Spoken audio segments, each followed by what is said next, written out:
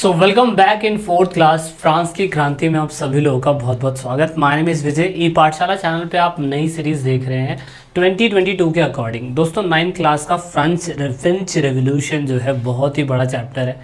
क्योंकि हम पार्ट में बना रहे हैं इसीलिए वीडियो बहुत बड़ी बन जाती है। अगर एक ही पार्ट में बनाए तो बहुत बड़ी बन जाएगी। पार्ट में बना रहे हैं, ईजी टू वॉच है, आप समझ सकते हैं एक पार्ट को काफ़ी अच्छी तरीके से। वीडियो के 3 पार्ट नहीं देखें तो जाके ज़रूर वॉच आउट करिएगा। And this is the 4th part. 3 part तो अपलोड हो चुके हैं। दोस्तों फ्रांस की क्रांति अभी तक हमने ये देख ली थी कि फ्रांस की क्रांति में मेन कारण यही था कि राजा जो था थर्ड स्टेट के बंदों से टैक्स ज़्यादा लेता था। इतना ही हमें पता था, लेकिन हमें ये नहीं पता था कि 14 जुलाई 1789 के दिन ऐसा क्या हुआ कि जनता जो थी वो एकदम से राजा के खिलाफ फूट पड़ी और सारे लोग बेस्टाइल के ऊपर अटैक करने के लिए चले गए। क्योंकि अभी तक कहानी हमने यही पढ़ी थी कि राजा जो था लुई 16 का, वो ऑफकोर्स पिता 15 दादा 14, इससे पहले 13 भी होगा कोई, तो इसमें हायरार्की सिस्टम चलता था। ऑफकोर्स सारे ही वॉर के अंदर एंगेज रहते थे। लुइस 14 का टाइम पीरियड आया तो अमेरिकन रेवोल्यूशनरी वॉर के अंदर बिजी रहा 13 कॉलोनी को आज़ाद कराने में, और उसके बाद इसने जनता के ऊपर टैक्स बढ़ा दिया, जिसकी वजह से हमें पता था कि इसकी तिजोरी जो थी, ऑफकोर्स इसका खुद का पैसा जो था वॉर के अंदर लगते इतना खाली हो गया कि इसके पास कुछ भी नहीं बचा, और इसी वजह से टैक्स बढ़ाना पड़ा। अब जनता बेहाल थी, इसीलिए उन्होंने क्या करा, उन्होंने आओ ना देखा ताओ ना देखा, उन्होंने तो कर दिया राजा के ऊपर अटैक। राजा के ऊपर अटैक कर दिया तो इसके हमला कर दिया, बेस्टाइल पैलेस पर अटैक कर दिया। लोगों ने, राजा ने अपने क्या कहते हैं बहुत सारे सिपाहियों को भेजा और कहा कि देखो ऐसा क्यों हो रहा है।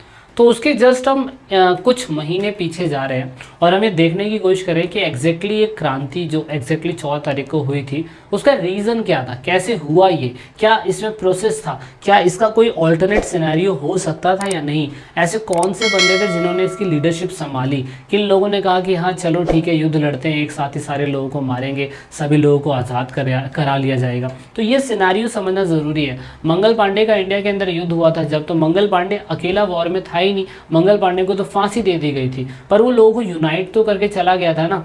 ऐसे ही यहाँ पे ऐसा क्या हुआ था कि कौन से मेन रोल थे, मेन हीरो कौन थे जिन्होंने फ्रांस की क्रांति को काफ़ी आगे लेके गए, तो उसे ही हम समझने की कोशिश कर रहे हैं। तो सबसे पहले बात करेंगे लुइस 14 की। लुइस 14 एक ऐसा बंदा था जिसने स्टेट जर्नल, जैसे आज की पार्लियामेंट होती है ऐसी उसने एक स्टेट जर्नल बनाई थी, and this is called the political body थी स्टेट जनरल की। और ऑफकोर्स कुछ भी मीटिंग होती थी तीनों स्टेट के लोग वहाँ पे इकट्ठा होते थे और वहाँ पे तीनों स्टेट के लोग अपने अपने रिप्रेजेंटेटिव को भेजते थे और ऑफकोर्स बातचीत होती थी। राजा जब लुइस 16 अपॉइंट हुआ था, लुइस 16 हुआ था 1789 में, लेकिन उससे पहले स्टेट जनरल असेंबली की मीटिंग कभी बैठी होगी तो वो 1614 में बैठी थी। 1614 में मोनार्क यानी कि जो लुइस 14 है ना, इसका कार्यकाल भी नहीं था। अगर आप देखें तो ये तो खुद ही 14 मई 1643 के अंदर अपॉइंट हुआ था। 14 मई 1643 को जब ये अपॉइंट हुआ था, और इसका जो कार्यकाल था वो ऑफकोर्स क्या कहते हैं 1715 तक ही चला था, 1715 तक ही चला था।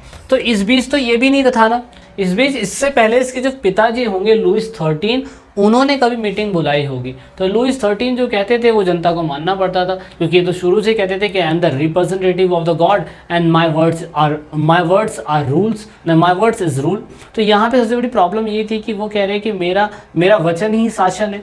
तो जनता कैसे बोलेगी अपने राजा को कि सर ऐसा नहीं है, ऐसा नहीं है, वैसा नहीं। जनता तो वैसे अनपढ़ थी उस टाइम पे, जनता को होश नहीं था, होश इन द सेंस इतना अवेयरनेस नहीं था। 1614 के अंदर एक बार मीटिंग हुई भी थी, जनता परेशान भी थी। 1614 में जब मीटिंग हुई थी तो ऑफकोर्स ये डिसाइड हो गया था कि राजा जो है वो टैक्स लेगा ही लेगा। नॉर्मल थर्ड कैटेगरी के लोग ही टैक्स देंगे, पहली और दूसरी कैटेगरी के लोग टैक्स देंगे ही नहीं। तो ये सिस्टम पहले भी डिस्कस हुआ था, लेकिन अब तो बात हो रही है कि पानी सर से ऊपर जा चुका है।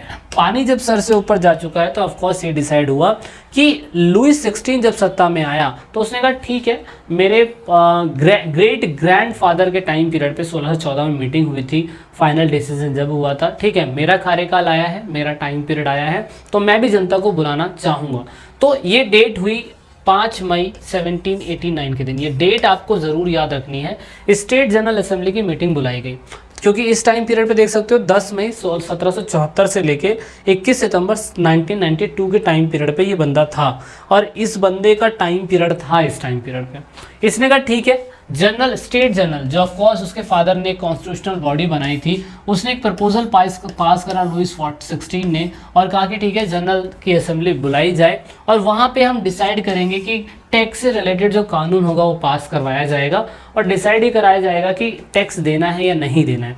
तो सभी लोग खुश हुए, सभी लोगों ने कहा चलो ठीक है राजा अच्छा है, क्या पता कुछ ना कुछ सोल्यूशन निकले। देन फाइनली स्टेट जनरल की मीटिंग होती है जिसमें तीनों स्टेट के लोग आए होते हैं। फर्स्ट स्टेट के 300 लोग आते हैं, सारे लोग आ नहीं सकते। सेकंड स्टेट के 300 लोग आते हैं और थर्ड स्टेट के 600 लोग आते हैं, और 600 लोग अपने साथ 40,000 कंप्लेंट्स भी लेके आते हैं, क्योंकि सारे लोग तो नहीं आ सकते ना। देख सकते हो कितनी बड़ी सभा है, इसमें ये थर्ड स्टेट के लोग हैं, ये फर्स्ट स्टेट के, ये पीछे फर्स्ट स्टेट के लोग हैं, नहीं ये फर्स्ट स्टेट के, पीछे सेकंड स्टेट के, ये थर्ड स्टेट के लोग हैं। ये मीटिंग आप देख सकते हो 5 मई 1789 के दिन ये मीटिंग हो रही है। अब यहाँ पे सारे लोग इकट्ठा नहीं हुए, लेकिन मेन लोग इकट्ठा हो गए थे।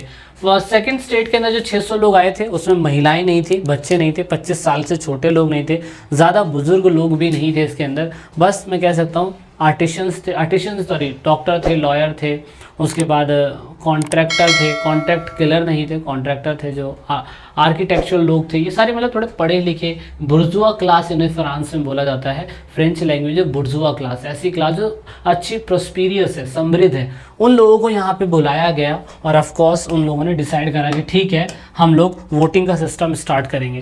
लेकिन पता है इन थर्ड स्टेट के लोगों ने डिमांड क्या करी? थर्ड स्टेट के लोगों ने डिमांड ये करी कि अब जो वोटिंग का सिस्टम होगा ना, वो वोटिंग का सिस्टम जो है ऑफ कोर्स यहाँ पे लिखा हुआ था, जो लुइस 16 जो प्रिंसिपल बना रहा था वो ये कह रहा था कि एक स्टेट है इसका एक वोट होगा, एक स्टेट इसका एक वोट होगा, और एक स्टेट इसका एक वोट होगा। जबकि ये 300 लोग थे, ये 300 लोग थे और ये 600 लोग थे। तो इन्होंने कहा ये सिस्टम तो बिल्कुल गलत है, ऐसा तो नहीं होना चाहिए। मतलब कि अगर क्या कहते हैं इनका एक एक वोट रखा जाएगा, तो देखो यहाँ पे क्या लिखा हुआ है, voting in the state general in the past has been conducted according to the principle of each state had one vote value. मतलब पिछले कई सालों से ऐसा ही चल रहा था। जब 1614 के अंदर ये मीटिंग हुई होगी या उससे पहले भी मीटिंग हुई होगी, या आज 1789 मीटिंग हो रही है, तो यही मीटिंग हो रही है कि हर एक स्टेट का एक वोट होगा और 3 वोट टोटल होंगे, और ये डिसाइड करा जाएगा कि कौन टैक्स देगा और कौन टैक्स नहीं देगा। राजा अगर बोले कि हाँ ठीक है ये बताओ कि थर्ड स्टेट के लोगों को वोट टैक्स देना चाहिए या नहीं, तो ऑफकोर्स ये दोनों बंदे ये वोट डाल के कह देंगे कि हाँ इनको देना चाहिए। तो ऐसे तो ये हमेशा ही पिसते रहेंगे, ये हमेशा इनके 2 वोट प्लस में जाएंगे, इनका 1 वोट माइनस में हो जाएगा, जिसके ज़्यादा वोट होंगे ऑफकोर्स वही जीतेगा। तो इस समय पे जो जनरल असेंबली की मीटिंग हो रही थी, स्टेट जनरल्स की मीटिंग हो रही थी, उसमें इन लोगों ने कहा कि नहीं सर ऐसा नहीं होना चाहिए। 300 वोट है, ऑफकोर्स 300 वोट इनके पास हो, 300 वोट इनके पास हो, 300 वोट इनके पास हो। इसीलिए ये सारे पढ़े लिखे लोग, थर्ड कैटेगरी के लोग जो गए थे, उन्होंने कहा ऐसा नहीं होगा। अब हर एक मेंबर का, जो भी थर्ड स्टेट के मेंबर है, उन्होंने डिमांड करा कि नहीं वोटिंग सिस्टम जो है ऑफकोर्स आप ऐसे मत करिए कि आप पूरे को एक मान के चल रहे, नहीं जितने लोग हैं उतना ही वोट डालिए, उतना ही वोट मानिए। और ये चीज़ राजा ने मना कर दी। क्यों? क्योंकि उसके पिताजी के टाइम पे, उसके ग्रैंडफादर के टाइम पे, उसके ग्रेट ग्रैंडफादर के टाइम पे ऐसा ही सिस्टम आ रहा था कि हर एक कैटेगरी का एक वोट होगा, जबकि कह रहे पर पर्सन का वोट होना चाहिए। तो ये तो आज की डेट में भी होता है, हम लोग इलेक्शन लड़ने जाते हैं, जब वोट डालने जाते हैं तो हर पर्सन का एक वोट होता है ना। ऐसा तो नहीं था कि पूरे गांव का, ये पूरा एक गांव है, इस पूरे गांव का एक ही वोट होगा, ऐसा तो नहीं होता है। तो यहाँ पे मेन क्रांति का कारण बना और थर्ड स्टेट के लोगों ने बोल दिया कि भैया ये तो बिल्कुल गलत है, हम आपकी असेंबली से मना करते हैं। इसीलिए लुइस 16 जो है, जब ये प्रपोजल रिजेक्ट कर दिया गया लुइस 16 के द्वारा कि थर्ड स्टेट के लोगों का जो 600 लोग हैं उनका हर किसी का एक वोट माना जाएगा, तो माना जाएगा, नहीं 600 वोट नहीं माना जाएगा।